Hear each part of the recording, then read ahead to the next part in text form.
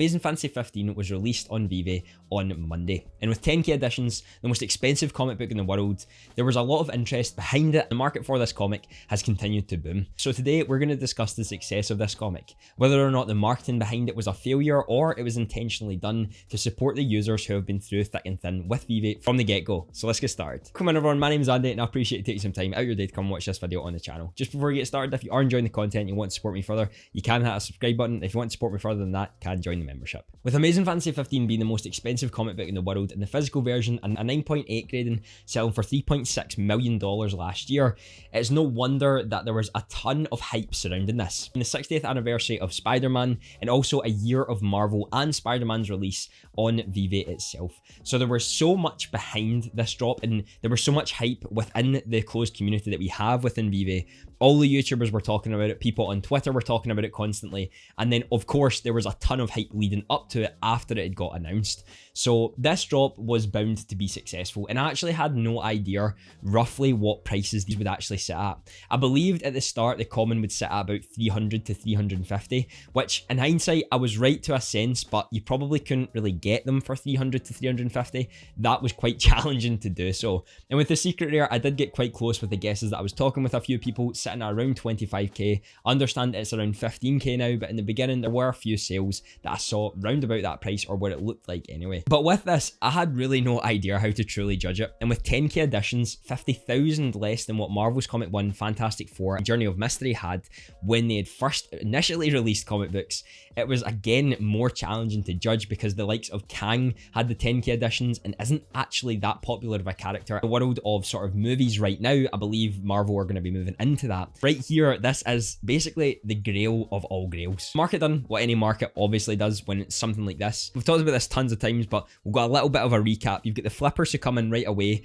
They drive the price down because they want to get liquid to either buy in with something else or they just want to cash out their money or anything like that. So you often get quite a drive down in price, but the supply and demand, because it's something so popular, increases it right away, and that means a lot of the supply gets taken away. People FOMO in, people see the price rising quite quickly, so they FOMO in, the price shoots right up. The hype dies down a little bit and the price slowly goes back down until there's another some form of run, whether someone buys a lot of them in the one go or there's just a consistent decrease of the supply, which we usually see in any comics because the likes of Marvel's Comic 1 now only has around 400 total on the market, whereas a day or so after Amazing Fantasy 15 it was down to about 1k, 1.1k of the total supply. Now it's up to about 1.2, 1.3 again because the hype has died down a tiny bit, and I'm guessing this is going to be a consistent decrease over the next coming months until we get to a point where there aren't that many on the market. This is the usual market cycle, and some of the people who have waited a little bit in order to get in, yes, are maybe going to buy in higher than someone would on day one. Again, there's pros and cons to actually buying on day one. What was awesome to see was that people managed to get the secret rare on my timeline. I know some of these people who were able to get the secret rares. It's just nice to see people who have been in the community for a long time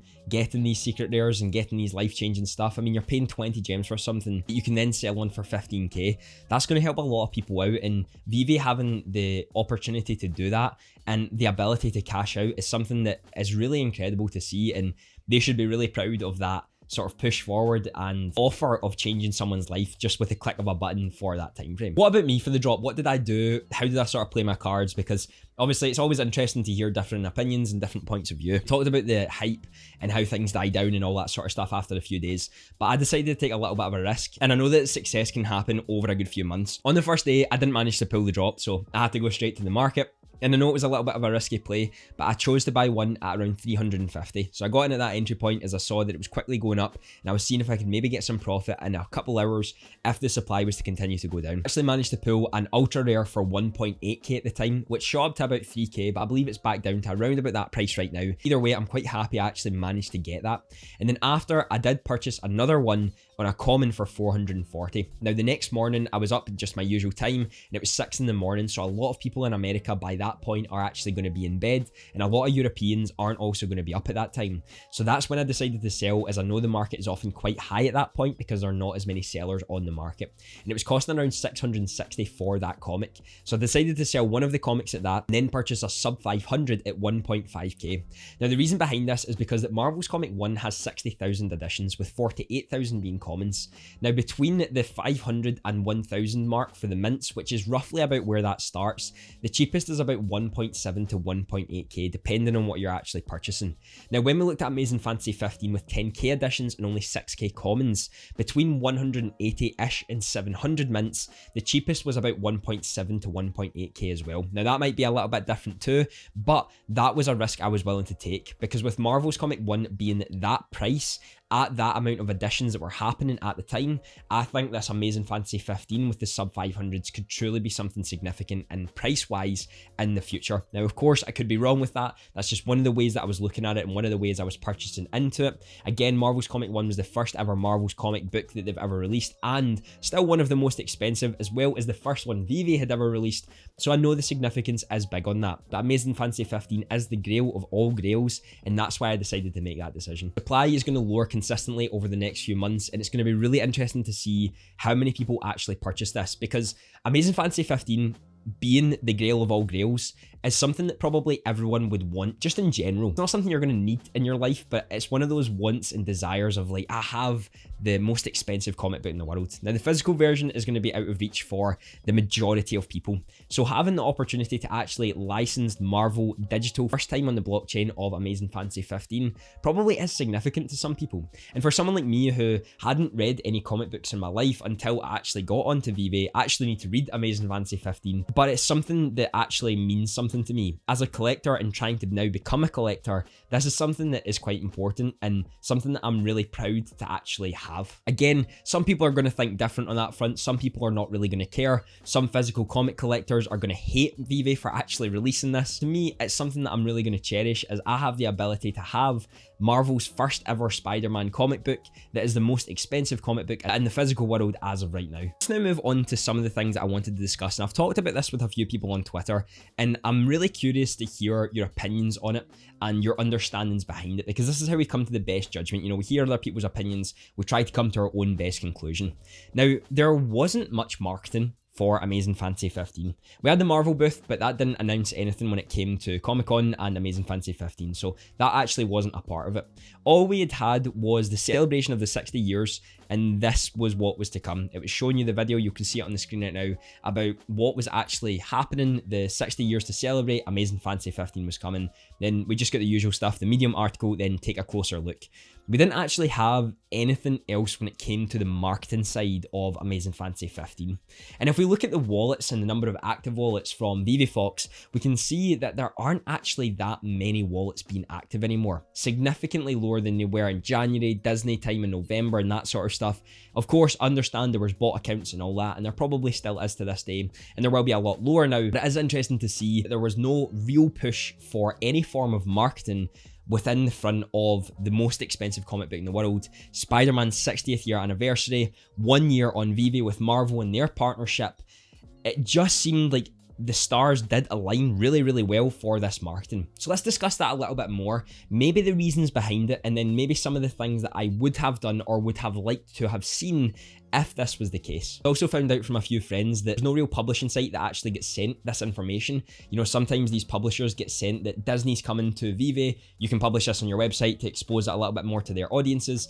I didn't really hear that anyone had got access to that or that it was coming. There was no article that had actually been released on it. Again, we're going to talk a little bit about that, about why this was the case and why they didn't really need to do it, as they can do it now that it's released. But again, we're going to talk about that. One of the things that I've been hearing on social media is that they're not ready to mass market. Now, I wasn't really aiming at mass marketing here.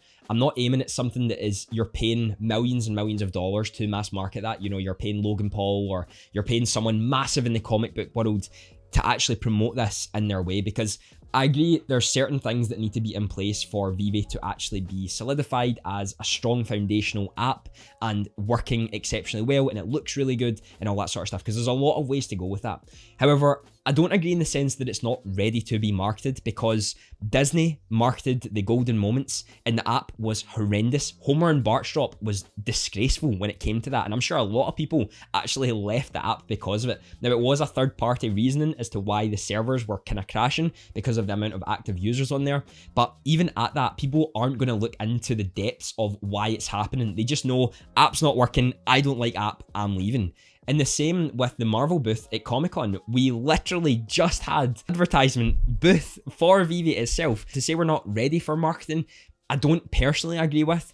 I believe marketing should happen over a long period of time. It's a very strategic thing. It's going to happen over a long period of time, but to say we're not totally ready for it, I don't agree with. The other reason, and the one that I'm seeing the most, and the one that I lean to more of, is that they wanted to reward people for not only sticking by Veve for the longest time, since we've obviously had a lot of delays that have been going on, but also for KYC users, people who are identifying themselves, who are on the app. They can get more data, gather more data, target more areas, and all that sort of stuff. Now, that is the side I lean more towards because of 10k additions, the number of active wallets being significantly lower, a lot of people I actually personally knew getting the secret rare, so it's obviously going to good people. It's a lot of different things in that regard, and I've seen a lot of people actually talk about this, why they were doing it in that way. And I do lean more to that side of this would make sense, because if you wanted the most money to capitalize on that, you would go for the 60,000 additions, still charge $20, and you're going to make an absolute ton. So choosing the 10k additions with the $20 price mark, it was an interesting route to take, and it was an interesting field to go with. And the other thing that I thought of, again, I don't really believe this is going to be the case, was that it was quite short notice for them, where they had to kind of get everything together in a quite quick manner, and therefore they didn't have the time to get all of this marketing stuff available. Again, we don't actually know the inner workings of the company, so we have no idea what's going on. We are not sitting in the publishing company's faces and talking to them about the IP and what they want to do and what they're looking for, so we really have no idea. I am purely going off of own information, bias, my own understanding of marketing. It's not something that is absolutely insane, you know, it's not something that I'm a part of the company or anything like that. This is just things I'm thinking of to understand it a little bit further. Go with the case that Veve were doing this to reward people who have been in Veve for the longest time. There are two things that I wish would have been done better. And this is one, KYC stuff. My dad wasn't actually able to go for Amazing Fantasy 15 after he'd done KYC for the second time.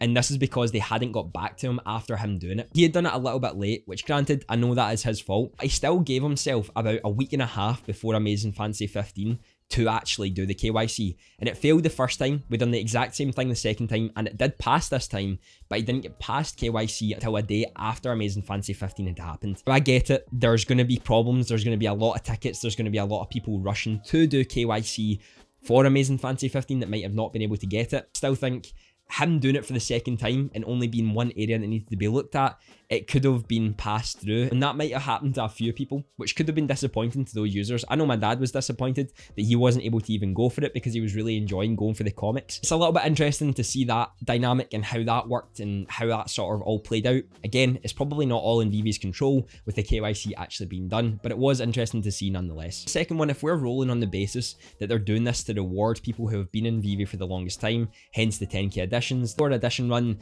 and the price. All right, a little bit of an editor's note as I'm doing this. Reese done an interview with Superstar Money last night where he actually discussed that the reasoning for it was actually for rewarding users. So on this basis, we're going to be talking about it a little bit further. I didn't have this information when I shot. The information is out now.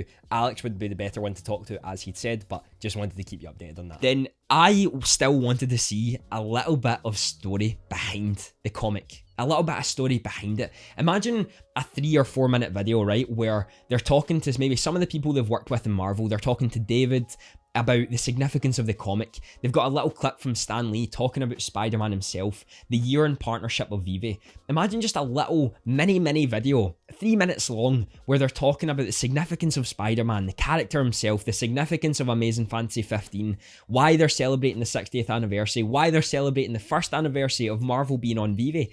I think just something like that gets people excited. It gets people feeling more emotionally attached to the company itself. It gets you more excited for what's to come. We're rewarding users who have been here for the longest time. We want to reward you for being here with Amazing Fantasy 15. Again, there might be some dilemmas there where actually directly saying you're wanting to reward users who have been here for the longest time and those KYCing might be a little bit bad for some, but you can't please everyone. That's just the case of it. And if your aim was to do a lower edition run to reward people who have been here, tell them that. Make them feel like they're special. Make them feel like you've actually thought and listened and really cared about why you want people to be in here. Because Veve could have went the direction where they just pay Logan Paul millions of dollars to promote Amazing Fantasy 15. This is coming on to Veve. This is what's happening.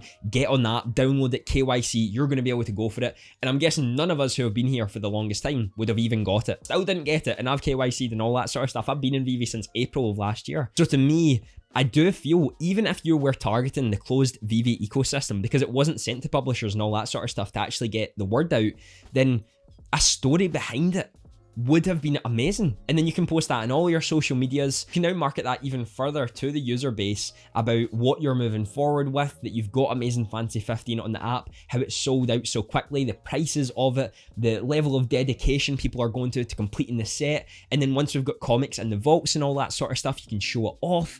I mean, there's so many things that we can now do with it, which I'm really hoping, and often is the case, Veve are 10, 12 steps ahead of what we're thinking. So my basis is now that they're planning marketing for Amazing Fantasy 15 to showcase it, to make videos on it, to actually allow people to see what is going on. It's just something I had maybe wished there was a little bit more to the build-up of it. There were some Easter eggs that we saw in the Marvel videos that they made, but Marvel or any of that didn't retweet anything to do with Amazing Fantasy 15, as well as we didn't just have an emotional story behind it. Stan Lee created the Spider-Man character that is the most popular superhero in the world by far. Box office for the movies are in the billions. Tom Holland is still crushing it. And with the collaboration of Andrew Garfield and Tobey Maguire too in Spider-Man, it's again one of those things where people are so emotionally attached to what Spider-Man is as a character. So having a little bit of storyline behind that, having a little bit of a narrative of why this has been brought to Veve and why this actually matters for the blockchain, for NFTs, for digital premium collectibles. I don't know, to me, I thought that would have been quite cool to see. I guess I'm going to end this video on leaving it with you. What's your thoughts on all of it? Do you believe I'm just overthinking it too much? It shouldn't be the case. They released it, it's great, end of, let's move forward. Or are you kind of in my boat where you would like to see a little bit more communication or just marketing in general for what was to happen? I think the marketing has been great with the Marvel booth and everything they've actually been pushing forward with. I think some of the things have been fantastic, and it's not to actually bring down upon what Veve are being able to do, because I'm not sitting in the boardrooms trying to tell them why it's important to bring Amazing Fantasy 15 to Veve or Marvel or Disney or DC or all of these companies that have signed with Veve. I just want to hear other people's opinions on this and try to better my thought process on it all, because it is the best way that we come to these conclusions. And I think there could have been some things that would have just promoted Amazing Fantasy 15 and Veve as a company a little bit more with the significance of this drop. So I'd love to hear your thoughts in the comments. Be sure to let me know, and I know the video on the screen right now will be something you'll love to watch. Have a fantastic day.